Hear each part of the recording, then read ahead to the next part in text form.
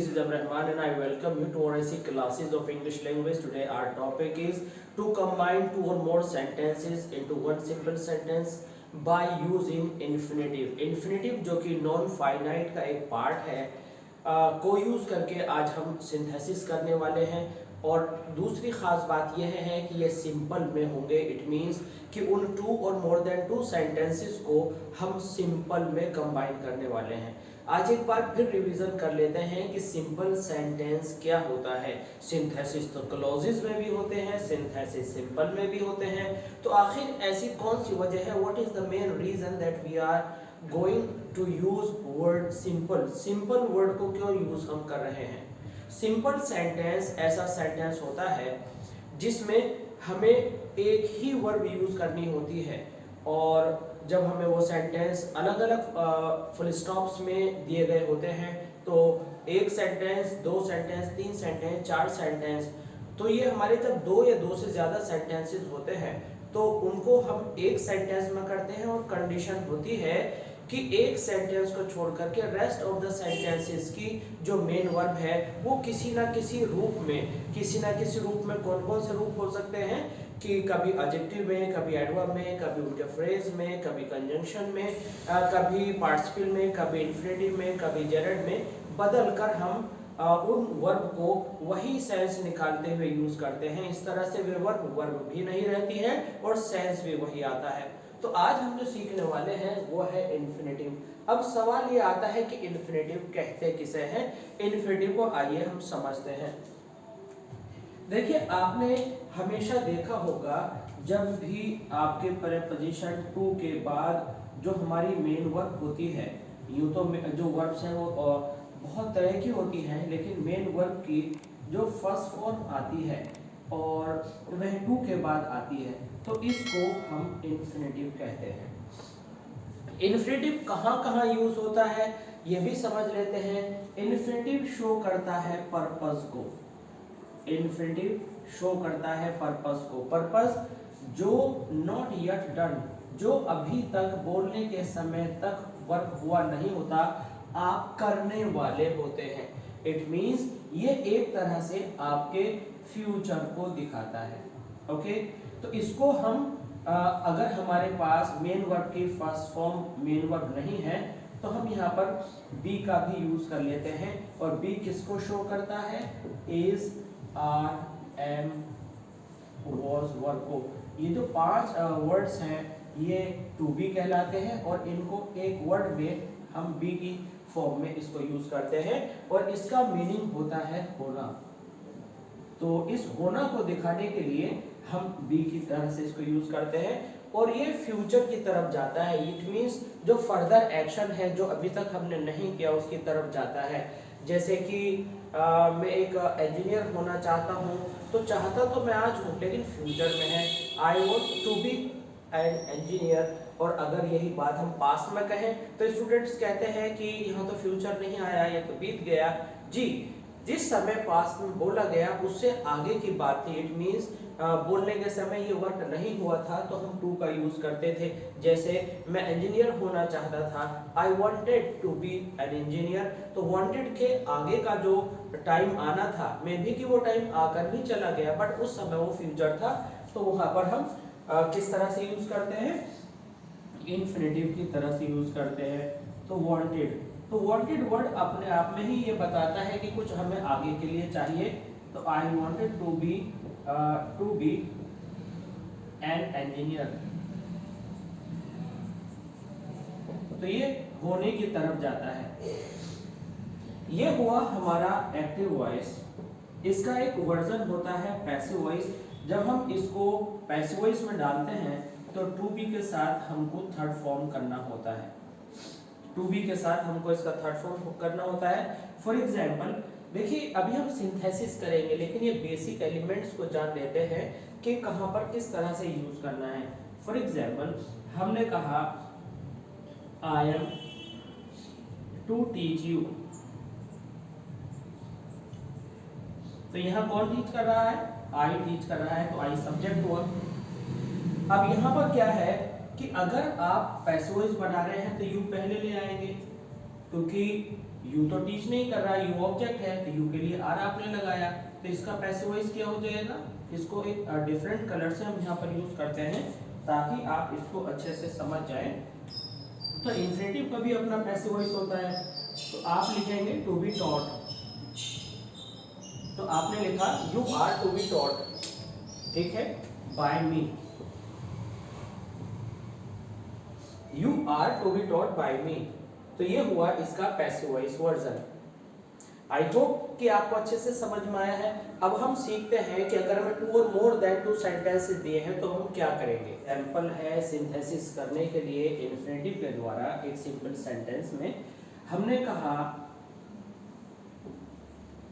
I wanted a chair, I wanted to sit. ये हमने simplest example लिया है और इस एग्जाम्पल को हम कंबाइन करने वाले हैं सिंपल सेंटेंस में।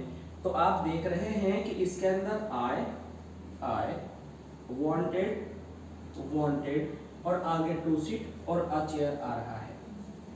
तो अब हम क्या करेंगे कि हमें सिंपल करना है, तो जो कॉमन आ रहा है हमारा पार्ट उसको हमने एक बार ले लेना है, ठीक है।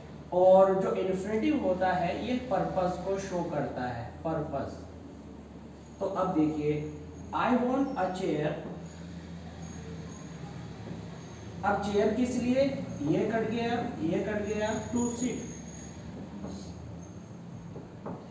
लेकिन इतना ही लिखना यहाँ काफी नहीं होगा, क्योंकि जो टू सीट है वो ही एक्सपेक्ट किया जाता है कि ये वाला जो नाउन है वो इस एक्शन को करने वाला है।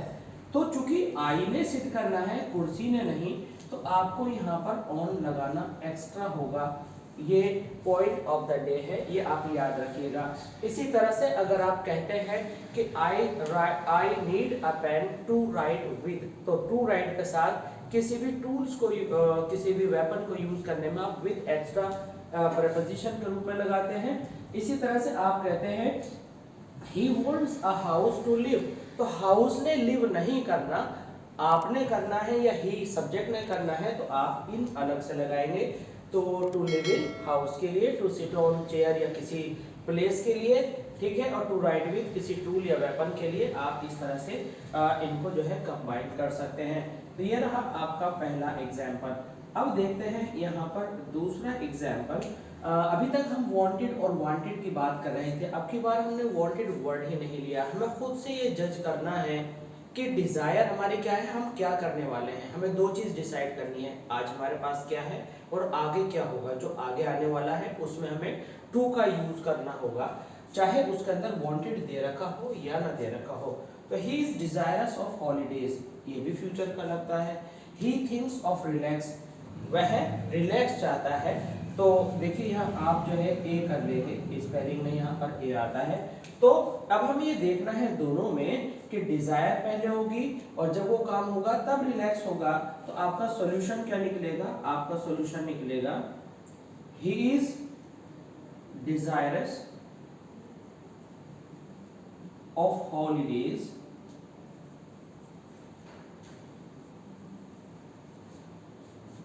ठीक है। ही हट जाएगा, थिंक हट जाएगा, क्योंकि सोचना पर्पस नहीं है, रिलैक्स पर्पस है। तो आप लिख देंगे टू गेट रिलैक्स। अगर रिलैक्स वर्ब है तो आप इसको रिलैक्स लिखेंगे, और अगर आपका ये नाउन है तो आप यहाँ पर रिलैक्स लिख ही देंगे, ठीक है। तो रिलैक्स को आप जो है गेट के बाद हमेशा याद रखिए कि गेट के बाद हमेशा वर्ब की थर्ड फॉर्म आती है। रिलैक्स आराम तो नाउन है, वर्ब के बाद जो है आपके ऑब्जेक्ट आ सकता है नाउन के तौर पर, लेकिन अगर यही वर्ड वर्ब है तो हमेशा आपको गेट के बाद थर्ड फॉर्म यूज करनी होगी, रिलैक्स करना होगा। तो यहाँ पर ये दोनों ही सही होगा। मेन पॉइंट है कि आपने होने की इंग्लिश अपने पास से टू गेट लगाई है। आइए अब देखते हैं कुछ फर्दर एग्जाम्पल्स। यहाँ पर हमारे पास कुछ डिफरेंट टाइप के एग्जाम्पल्स हैं। पहला एग्जाम्पल है Shalini wish to buy a ring, Shalini went to the market. अब यहाँ पर हम देख रहे हैं कि वॉन्ट तो आया ही नहीं, और हमारे माइंड में एक चीज और चलती रहती है कि वॉन्ट वाला सेंटेंस लास्ट में मिलेगा और लास्ट वाले सेंटेंस को वॉन्ट हटा करके टू से आगे कनेक्ट कर देना है तो इन्फिनिटिव बन जाएगा। अब की बार हमने स्ट्रक्चर बिल्कुल स्ट्रक्चर नहीं, अब की बार जो हमने सेंटेंसेस रखे हैं सिंथेसिस करने के लिए थोड़ा सा इनके अंदर चेंज किया है। अब की बार जब हम पूरा सेंटेंस लेंगे वो हमारा पूरा यह सेंटेंस है, पहले क्या कौन सा सेंटेंस कंप्लीट लिखा जाता है, किसको हम एडिट करते हैं, तो अब की बार हमने सेकंड सेंटेंस पहले लेना है। क्यों? ये देखिए इन दोनों में से कौन सा काम पहले हो रहा है। जो काम पहले हो रहा है वो है बाजार जाना, बाजार के बाद 2 नंबर पर काम आता है रिंग खरीदना, क्योंकि वो एक डिजायर है। तो जो काम पहले होता है चाहे वो बिगिनिंग में लिखा हो चाहे एंडिंग में लिखा हो, आपने उसको पहले लिखना होता है। तो पहला क्या सीखा आपने? Shalini, Shalini went to the market, Shalini went to the market. अब यहां पर शालिनी फिर आ गया, तो ग्रामर के अकॉर्डिंग हमें 2 बार सेम नाउन यूज ना करके उसकी जगह उसका सब्स्टिट्यूट प्रोनाउन यूज करना चाहिए। Shalini went to the market. अब हमें यहाँ प्रोनाउन की भी जरूरत नहीं है, तो विश का क्या मतलब हुआ? वांटेड, तो ये भी कट जाएगा, ये भी कट जाएगा, क्या हो जाएगा? To buy a ring, to buy a ring. तो देखिए ये आपका इन्फिनेटिव में जुड़ गया। इन्फिनेटिव का मतलब क्या हुआ? चूंकि हम सिंपल सेंटेंस बना रहे हैं तो हमने यहाँ पर इन्फिनेटिव का यूज करके वर्ब को हटा लिया और सेंस एज इट इज यहाँ पर डिस्प्ले कर दिया। ठीक है, अब हमारे पास कुछ अलग तरह का एग्जाम्पल है। आई हैव 2 बुक्स, ये हमने बुक्स कर लिया। I have 2 books, I want to complete them. अब देखिए आई हैव, भाई मेरे पास पहले किताबें हैं, काम शुरू हो चुका है, फिर अगला फर्दर वर्क है कंप्लीट करना, तो मैंने क्या करना है? आई हैव 2 बुक्स। अब यहां पर कंप्लीट करने का काम क्या बुक्स करेंगी? नहीं, कंप्लीट करने का काम करेगा आई। तो ये जो बुक्स हुई, आई कंप्लीट करेगा बुक्स को, लेकिन बुक्स देम कौन है? बुक्स, यानी कंप्लीट का ऑब्जेक्ट क्या है? बुक्स। बुक्स आ गया पहले, तो आपने आई को नहीं देखना।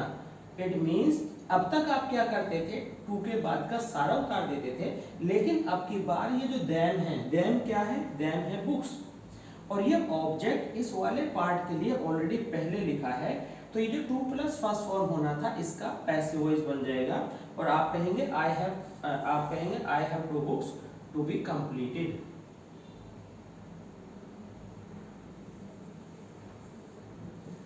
मेरे पास कंप्लीट किए जाने के लिए 2 किताबें हैं। तो ये आपको याद रखना है। अगर ये काम बुक्स ने करना होता तो आप 2 प्लस फर्स्ट फॉर्म लिखते। ये बात हमने यहाँ दिखाने की कोशिश की है। इन दोनों एग्जाम्पल्स को आपको अच्छे तरह से देखना है। आप इसमें क्या करेंगे? I have a project. अब प्रोजेक्ट क्या है? कौन कंप्लीट करेगा इसको? आप करेंगे। अब ये इट क्या है? इट आ गया आपका प्रोजेक्ट। इट मींस ऑब्जेक्ट इस कंप्लीट से पहले रखा हुआ मिला, तो आपने कहा क्या कहा? I have a project. ठीक है, तो आप अब इसका फिर पैसिव वॉइस बनाएंगे, टू बी कंप्लीटेड। कौन पूरा करेगा? आप, बाय यू। तो इस तरह से जब इस एक्शन को परफॉर्म करने के लिए आपको सब्जेक्ट 2 दे रखा हो और आप अपने आप में सब्जेक्ट 1 हो, तो सब्जेक्ट 2 को सब्जेक्ट 1 से पहले सीधे लाते हैं। आपने पहले वाला पार्ट उठा लिया, जैसे कि हमने कहा था कि पहले एक्शन जो होना है उसको आपने लिख लिया।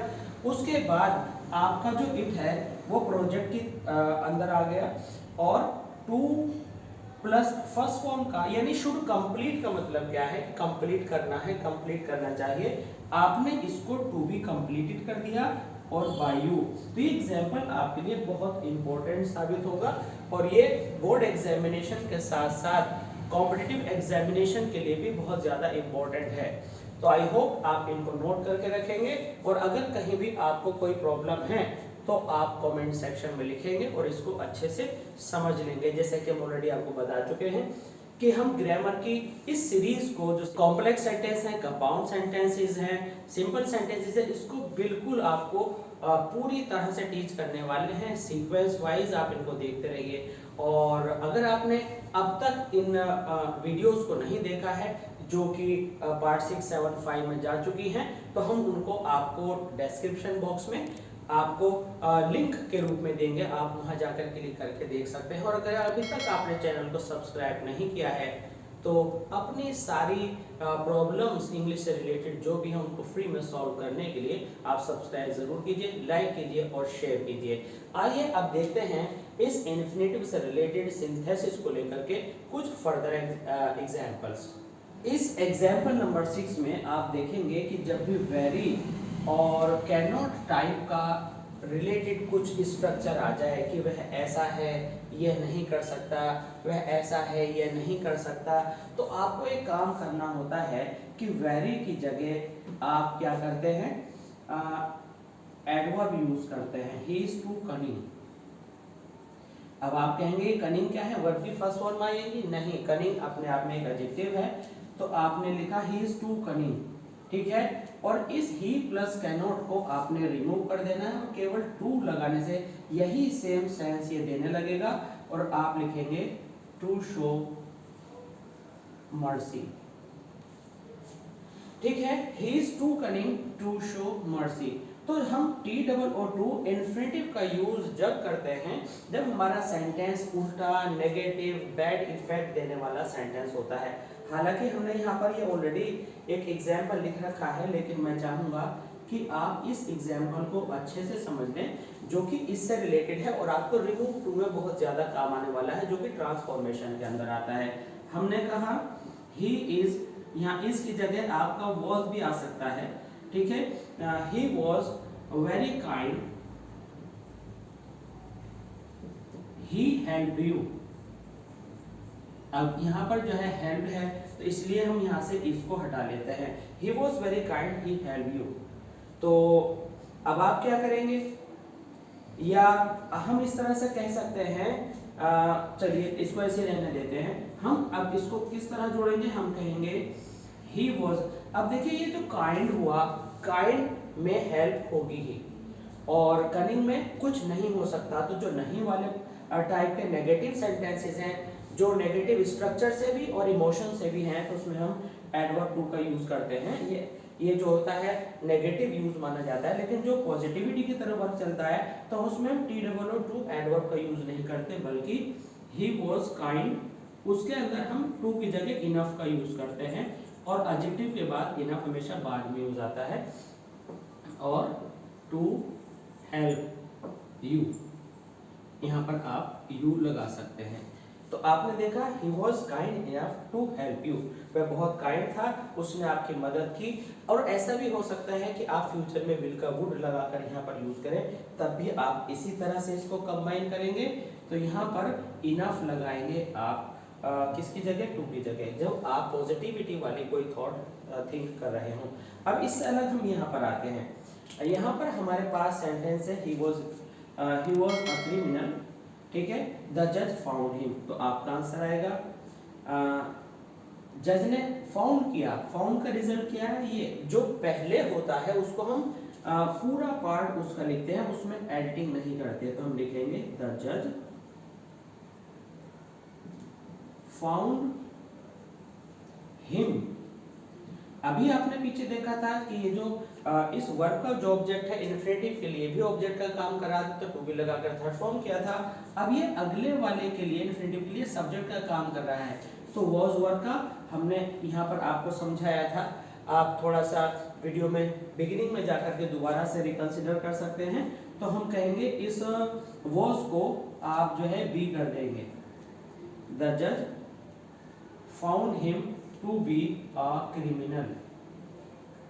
तो हमने क्या सीखा, हमने ये सीखा कि अगर मेन वर्ब दे रखी है तो टू प्लस फर्स्ट फॉर्म, और अगर वॉज वर्ब दे रखा है और हमें उसको इन्फिनेटिव में लाना है, तो हम उसको क्या करेंगे कि उसको हम बी के अंदर बदल लेंगे। इट मींस बी होने की फर्स्ट फॉर्म होती है, बी थर्ड फॉर्म होती है, और अगर हमें सेकंड फॉर्म यूज करनी है तो फिर हम इसको गेट पे यूज कर लेते हैं। तो ये आई होप कि एग्जाम्पल्स आपको अच्छे से समझ में आ गए होंगे।